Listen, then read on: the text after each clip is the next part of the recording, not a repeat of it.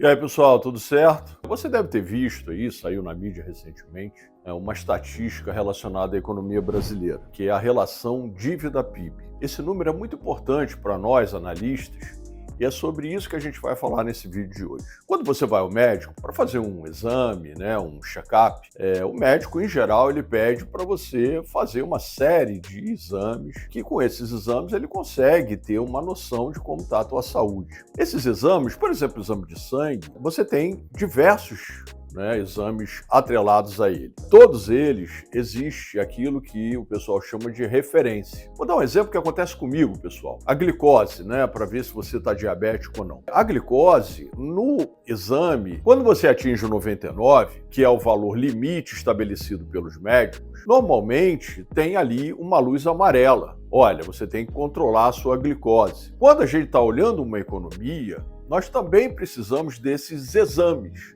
para avaliarmos o comportamento. O número que saiu recentemente da relação dívida-PIB é um número que os médicos diriam que está alto, porque está se aproximando de 80%. Se nós olharmos países similares, países emergentes como o Brasil, o ideal, como se lá no exame de sangue desse os parâmetros, seria entre 55% e 60%.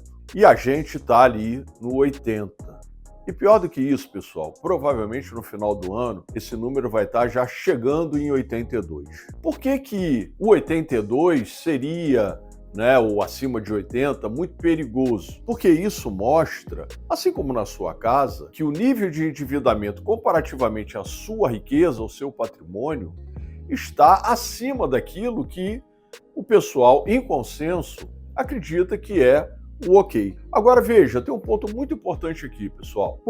E eu estou usando esse exemplo do médico, quando o médico fala, a tua glicose está alta, ele está olhando os outros indicadores. Ele está olhando lá o triglicerídeo, o colesterol, enfim, não é só a dívida PIB que a gente vai olhar. Nós olhamos outros, para aí sim, no conjunto, entendermos como está a situação da economia do país. Nesse sentido, a relação dívida-PIB tem a ver com aquilo que a gente chama de fiscal. E aí existe um número muito relevante para complementar a análise, que é o chamado déficit ou superávit primário, que é quando você não inclui os juros pagos pela dívida nas despesas do governo. Alexandre, o ideal é que esteja contemplado todos os números. Sim, esse é o ideal. Isso chama-se superávit ou déficit nominal, quando incluem as contas dos juros pagos pela dívida. Nesse caso, nós estamos, nesse momento, fazendo um déficit primário, quando não inclui os juros, de 0,5% do PIB, e quando inclui os juros, que vai para o nominal, o déficit chega a 9% do PIB. Então vejam, pessoal, a gente está pagando quase 9% do PIB só de juros para financiar a gastança.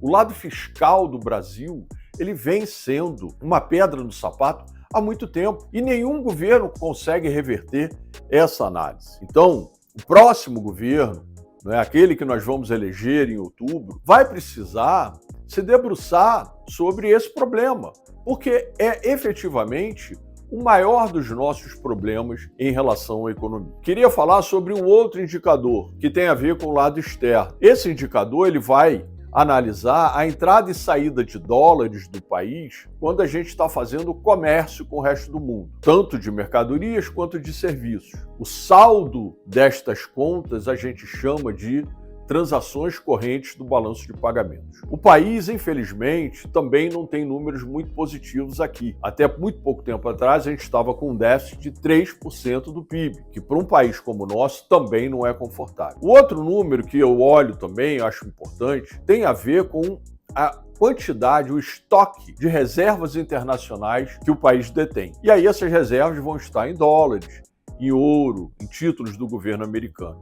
Esse número, esse sim, é bastante positivo. O país tem 370 bi de dólares em reservas internacionais. Está ali entre a 7ª, 8ª maior do mundo. É um número muito bom. Enfim, pessoal, analisando a economia do país, nós temos muitos desafios e daqui a muito pouco tempo temos uma eleição. Precisamos pensar direitinho o que desejamos para o país a partir do ano que vem.